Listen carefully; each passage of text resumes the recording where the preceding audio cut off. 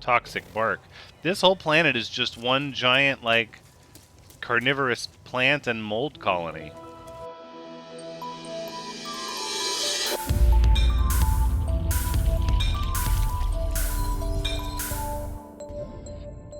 Hello everyone, Thoranx is here, and welcome back to No Man's Sky. As we're departing the planet we discovered in the last episode, a very awesome dead planet. Not to rehash the past, but we did need to come up with a name. I'm thinking... Dead Coral. Trying to get a little more creative with the names, but, you know, we're gonna get what we're gonna get. 2 planets left in this system undiscovered. Let's see what they are as we scan them. We've already been to Duddy. That planet is unknown. We've been to Violet Mirror and Ocean Oasis. So that leaves one more over here through the rings. Oh, there it is. Unknown planet. A rotting planet. I think I can accept these terms. I definitely like that kind of shot. I think the asteroids in the rings should be a little more prevalent. I understand why they had to put asteroids everywhere. You know, it's a bit of a fuel thing. But also, I think that rings should be where the asteroids are, or asteroid fields. I don't necessarily agree with asteroids being everywhere. Maybe, you know, there should be limitations on when you can jump or run out of fuel, or if you're gonna run into an asteroid for fuel, it should be like just enough to limp along, like a stray asteroid or two. And the real dense pockets of asteroids should be in rings and fields. But that being the case, anytime I can get a picture of a planet's rings with asteroids that look like they're coming out of it, I think that's very much the way I want to be. Looks like we have a lavender sort of atmosphere here. Let's cut over to the day side of the Terminator. Okay, looks like we have a pretty good size, like, island here. So I think we're gonna cut down and... oh my. A beautiful green and blue. Sandy beaches. A bit hazy in the atmosphere. There's that lavender coming through. Alright, it's relatively flat, actually.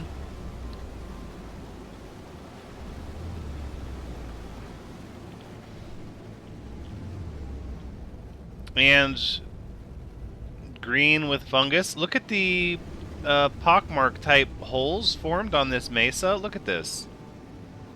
Almost like it's the home to, you know, countless mold colonies. Let's go ahead and settle down. Put this on the deck, and then take a look at what's around us.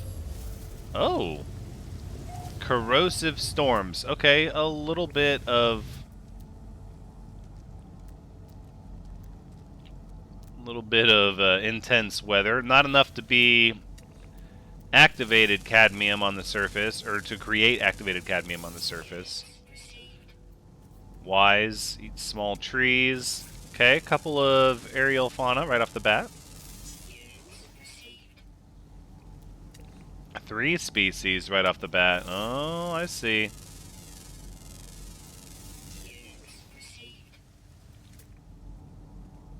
Four species. Okay, I am going to go out on a limb and guess that the rest of them are underwater.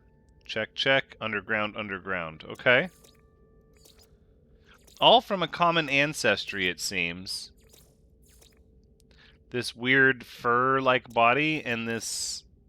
okay, a couple of them share tails. The wing structure's a little different. There's differences. There's variations. Look at these mushrooms all over the surface like grass, though. That's pretty exciting. What do we have here? Aerobic digestion. Water laden. Oh yeah, it's like a giant water storage pod. And then you have these like tangled, massive like tentacle vines coming up out of the earth. I'm sorry, out of the terrain. It's not earth. Get it right or pay the price.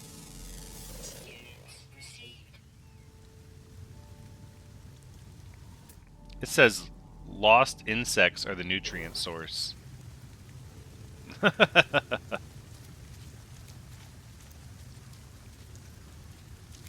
Okay, well, the green and lavender I can get behind, but the caves, that's the real question, right? Ooh. Underwater caves, actually.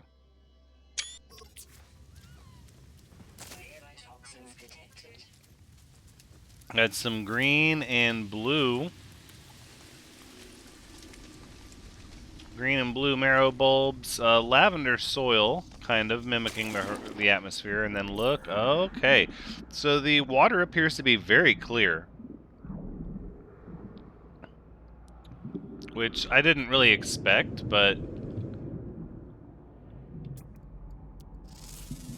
a couple of unidentified plants. Blight resistant. Did it say nutrient source other plants? Yikes! No wonder there's a distinct lack of flora underwater. That's cannibal plants. Okay, these are nice little caves with a sort of underwater entrance. They don't really go anywhere. Oh, look at that plant. That's pretty neat. Photosensitive tendrils. It does make me want to go out into the ocean. Retractable fronds. Seems to be a very plant-based water table. Not a lot of like rocks and minerals sticking up out of the bottom of the ocean in these caves, or the lake in these caves. But we need some caves in order to maybe find some underground creatures. So, is this one connected to that one? Is this the one? This is the one we started in.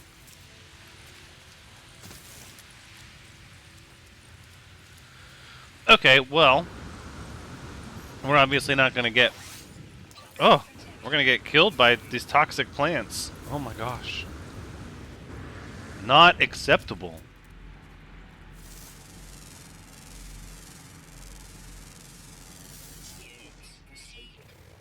Okay. Checking out the local fungus and minerals. Pyroclastic and sulfurous.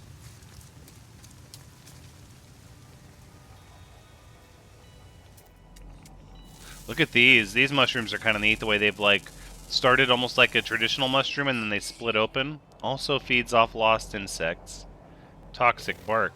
This whole planet is just one giant like carnivorous plant and mold colony. Not carnivorous. Well, kind of. They're eating insects. They're also eating each other. Cannibalistic. Oh, look. Look, we have like a big fault line. It smashes right into this column. Oh, that's fun. Let's go riding down the fault line.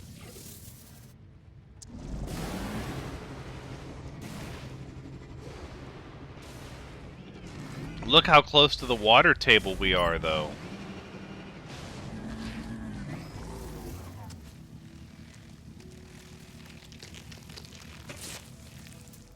Are we even going to have an opportunity to spot some of the underground fauna? I don't know. I do like the green and blue in these caves. I don't know. There's something about that color scheme. It's really neat.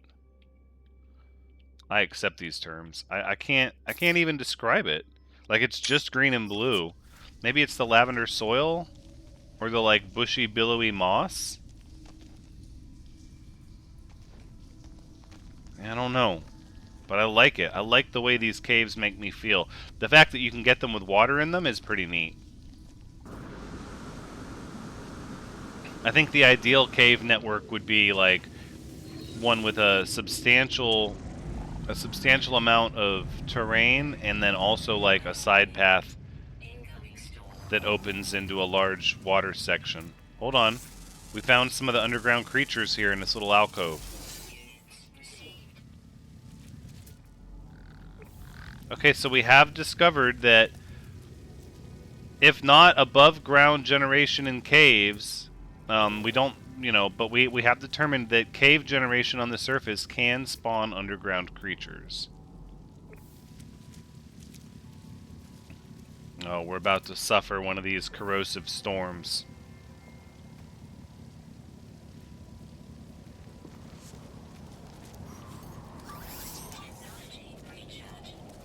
Well, this changes the scene of this landscape fairly intensely. Let's head over to this cave and see if we can find yet another underground creature. That would be really slick.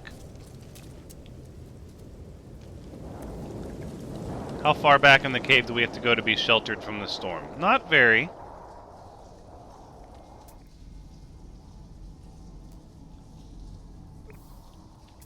So many airborne fauna, like the birds are everywhere. Look at them all. That's your picture is like the sun peeking through the storm, but it's like all the birds. Maybe.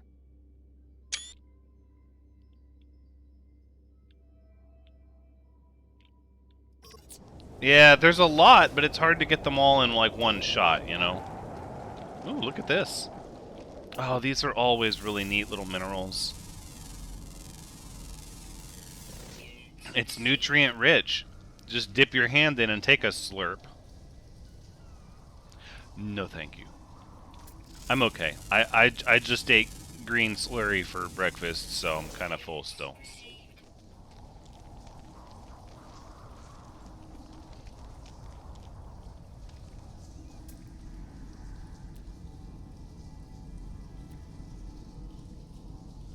Well, there's always the ocean.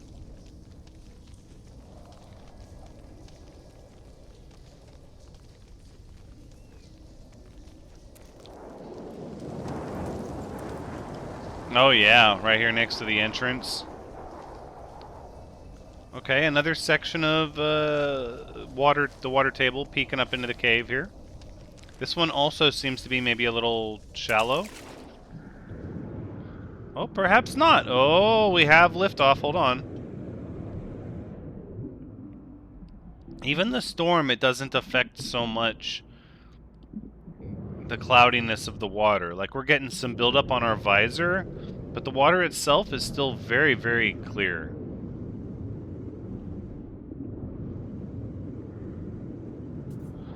Let's see if we can get into a deep cave structure. Oh, yeah. Oh, winner. So we have a couple of little water sections here. Oh, there's the underground creature. Patient hunter. Feeds off toxic meat. Oh, man. Now this is a cave. Look at this.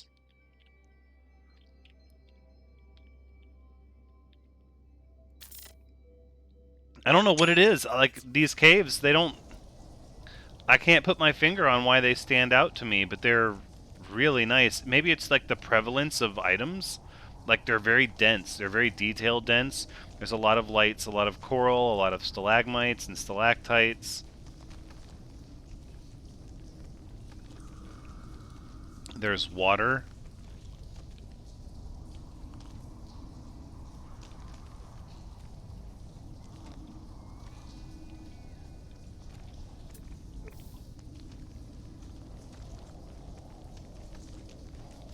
It could be these little like mosses and grasses too. They definitely add a vibe. They add a feeling, but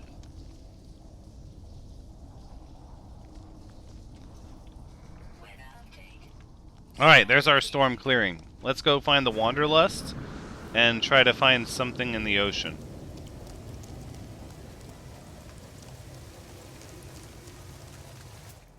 Oh, here you go. Here's a new flora. I like these.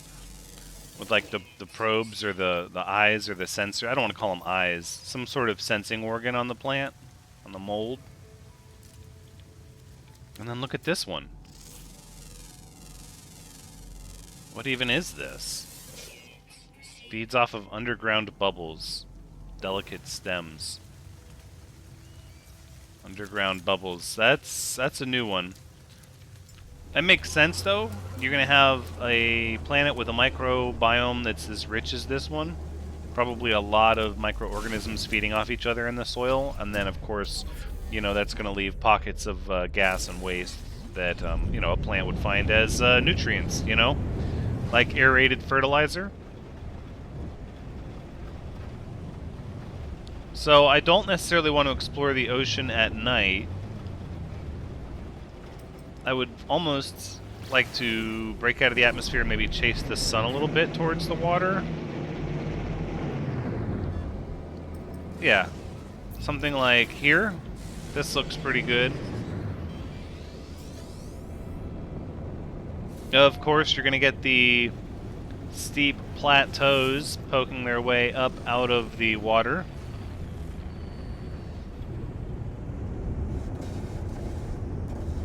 How intriguing.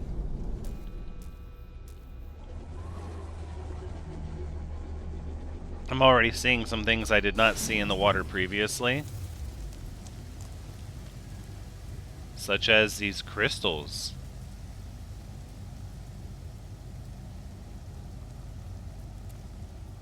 Okay. You had me at clear water, and now with crystals I'm doubly invested. Let's go. Yo, that's a lot of crystals in the water. How did we not see any of these in our water sampling in the caves? And oh, by the way, this water is not nearly as clear as the fresh water in the caves. Not even close.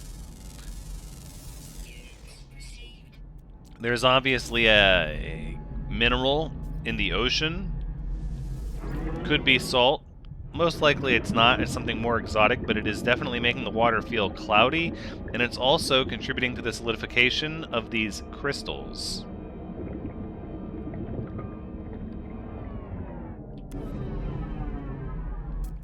Some form of calcification going on? I'm just not sure.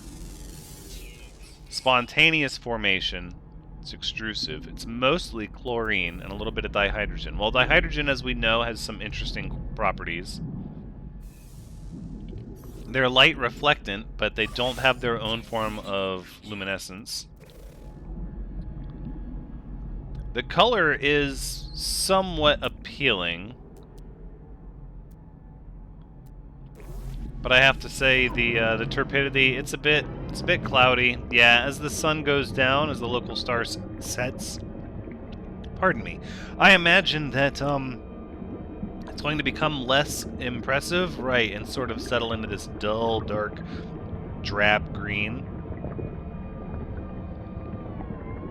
Which between the, you know, the glowing, or I'm sorry, the light reflective algae, the fluorescent algae and the fluorescent crystals, there's absolutely quite a bit of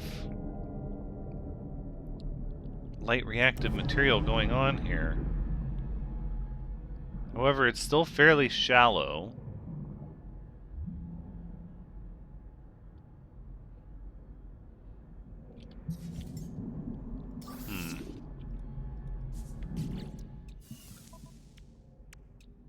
Let's go ahead and take some of this oxygen and prevent our demise. There we go. Why don't we, while we're looking, scan for a drowned starship? Nothing.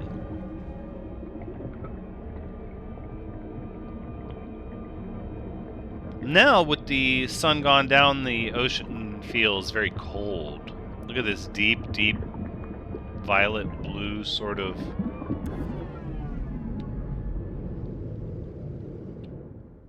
It's interesting how the armored clams are illuminating the crystals. Even if I turn off my headlight here, you can see.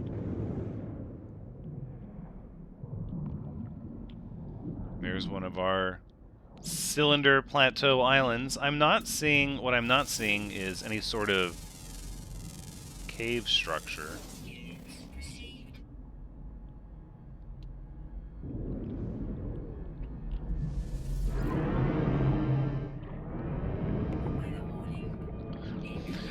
Toxic rainstorm at night is likely going to change the visibility even more, since we were getting a very different picture of what the water was like in the cave. But if anything, we've learned that you kind of have to make a trip to the greater ocean to actually see what sort of biome you have, and not just rely on natural water sources in caves.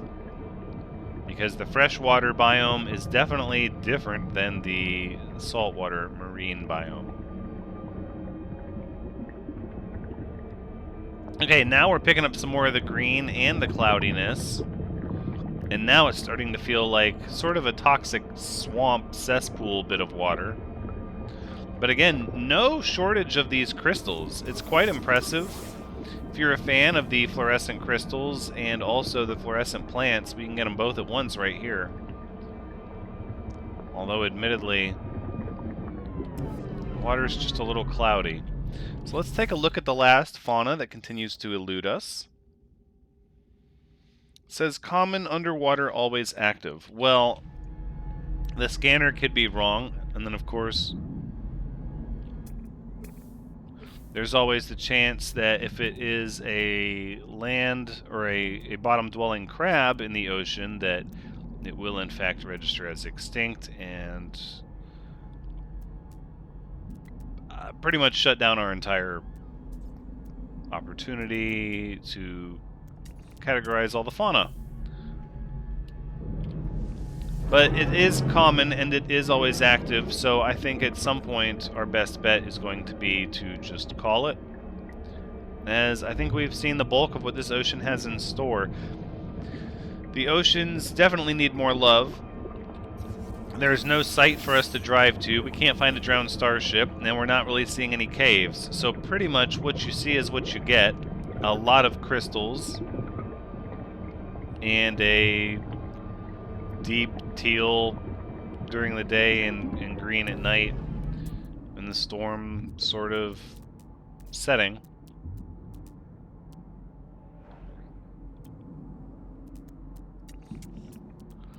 I think it's safe to say we have done our due diligence. There's no reason to continue to check. So let's launch ourselves up and out of the ocean.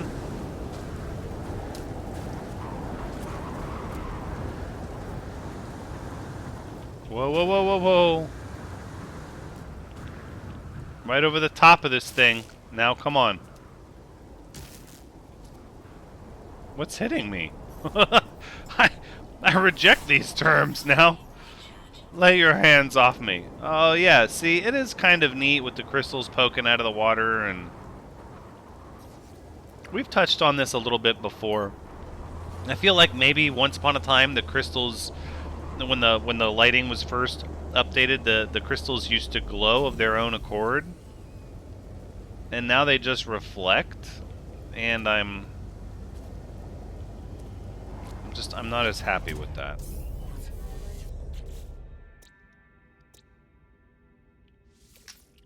So I think we'll call it Toxic Reflections. Alright, well, that's not quite enough of a feed to call it done, so we should head to the next planet.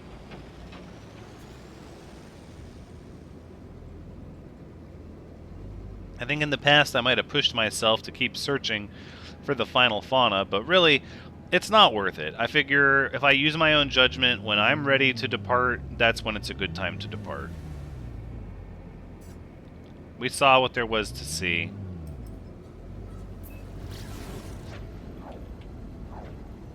I do believe the planet we have yet to explore is the one with an ongoing storm. No, that's Ocean Oasis. Oh, it's this one. Also with an ongoing storm, it appears. A frost-bound planet with aggressive sentinels. Oh boy. It's a doozy. Like, it's a doozy. Whoa. Messenger of Atlas. Oh, I don't know enough of the Atlas. Oh, I know some of the Atlas language. I accept. You've learned the Atlas word for bring. I have learned the Atlas word for bring. Okay. You're gonna teach me more about the Atlas? That's okay, I can accept those terms. I still think there's something to be said for taking the time to learn every word the Atlas has to teach you before doing a single step of the Atlas path. It's quite cosmic. I don't know even how you would manage it. I mean, I guess you would just avoid the Atlas path at all costs and focus on monoliths constantly. No, I don't care about this. You would focus on monoliths and almost exclusively in an attempt to learn as many words of the Atlas until you didn't think there was another word to learn, and then doing the entire Atlas path. Just so you would have every word of the Atlas translated. Okay, alright. Oh! It's a trap. We don't want any part of this. We don't want any part of that. A lot of junk in space on this system. I suppose I didn't mean to call the Messenger of Atlas junk, but we did, so we've just got to live with it. Okay, relatively clear skies. Wow, significant rocky mountains. Whoa, big time. Okay, okay, let's... And there's trees.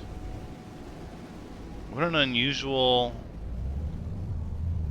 like, smoothed out top for this mountain. Alright, you know what? Let's land.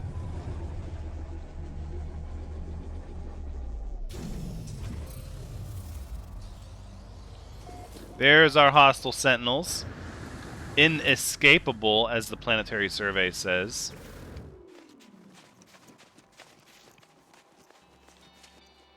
Wow. Whoa! Hold on.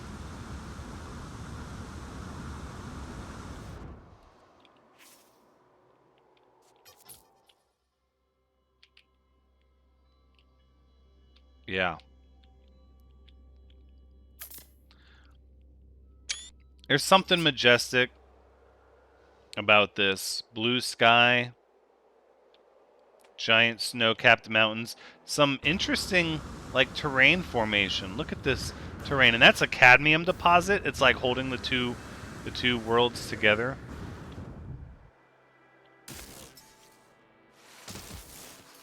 All right. We're not going to mess around with the sentinels. Sorry. We've got a little bit of biking to do.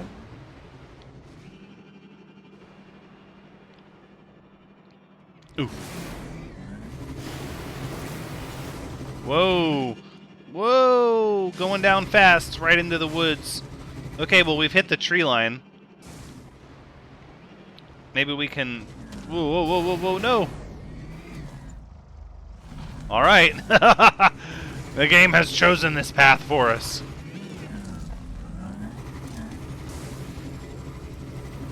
Oh, very cool. Hold on. We're not done yet. Oh, whoa. Okay, okay, I can't see, I can't see. Hold on.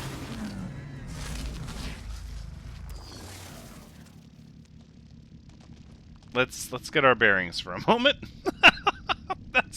It's so much fun, but it's so crazy.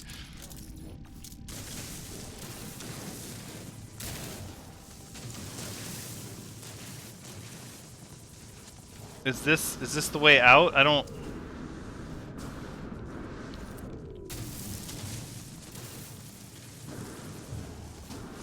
Okay, hold on.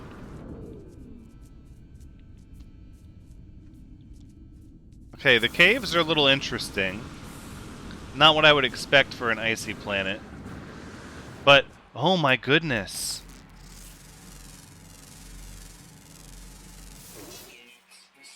We've seen a species similar to this before, but what a beautiful contrast.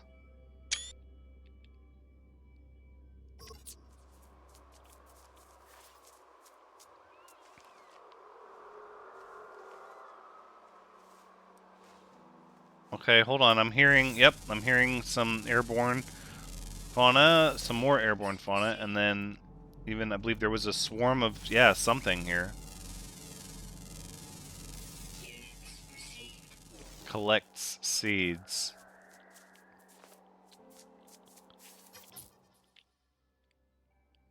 I love these. But no, what we need is... Oh, look, there's a whole group of them. We need it like... Yes, that's what I'm talking about. It's something about the mountains, maybe? The backdrop.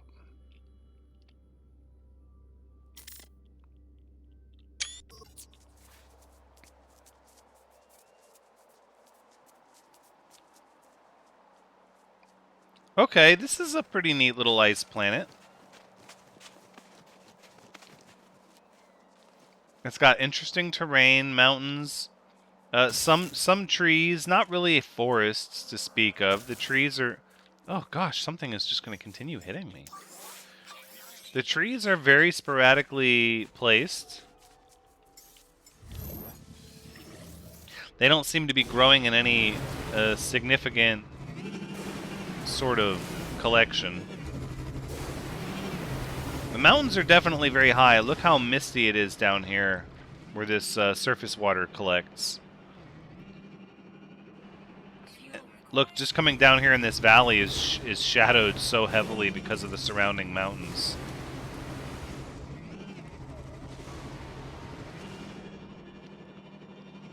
And then you get these sandy beaches. Yeah, that's a pretty high mountain we landed on, even compared to surrounding mountains.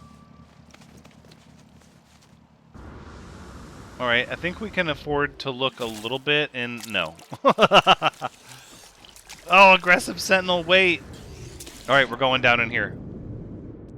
Oh, nice!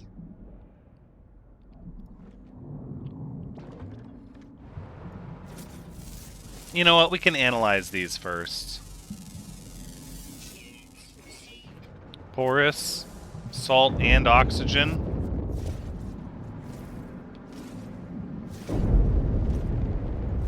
Oh, this is a different species. Potentially synthetic. Aren't we all, though? Created by something, from something.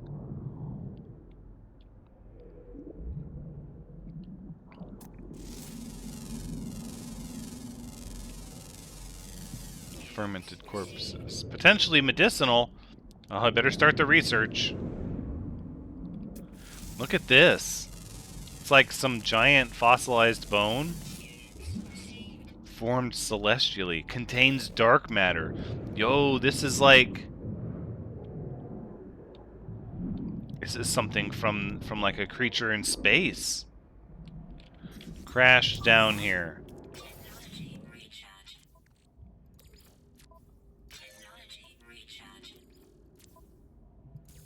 Okay, so you're not going to give me the salt? No saline here.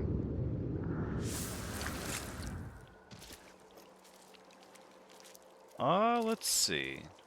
Oh, it's a different species. No way. Oh, it is. Oh my goodness. And they're grouped together. Look at the colors on this one.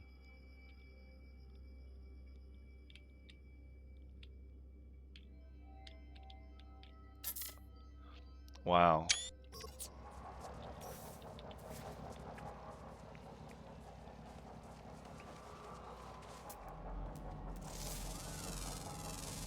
So I'm getting a lot of airborne fauna. Flying, flying, flying, flying.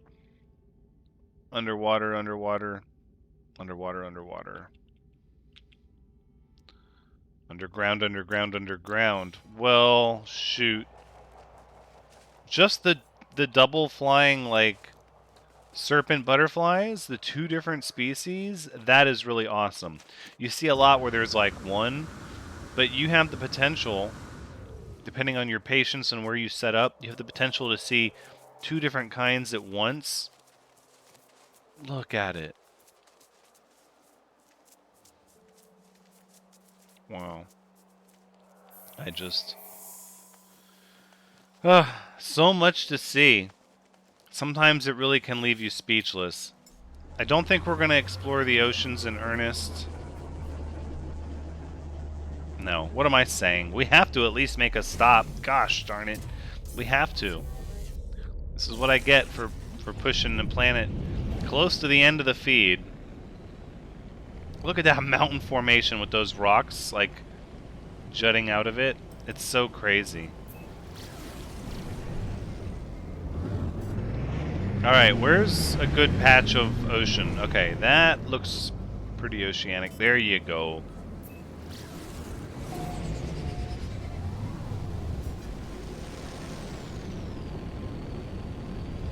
Again, you get these odd floating plateau-like islands. Kind of flat and smooth out here in the middle of the deep Red Sea. Alright, let's take a peek.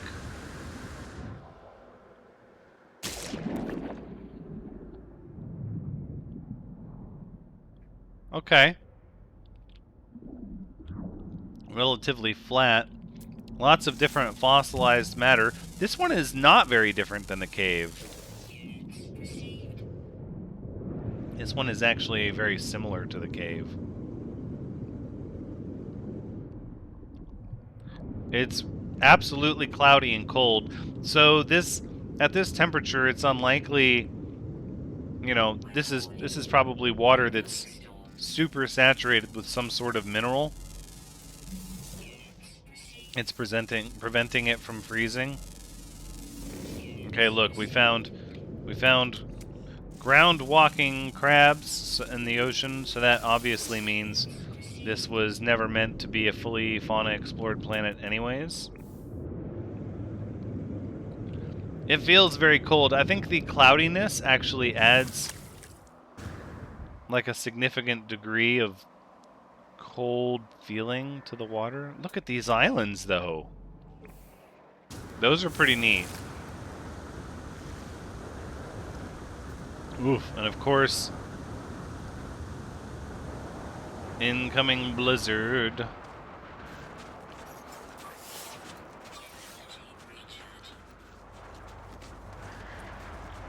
About over that. That's where we're going to wrap things up for this one.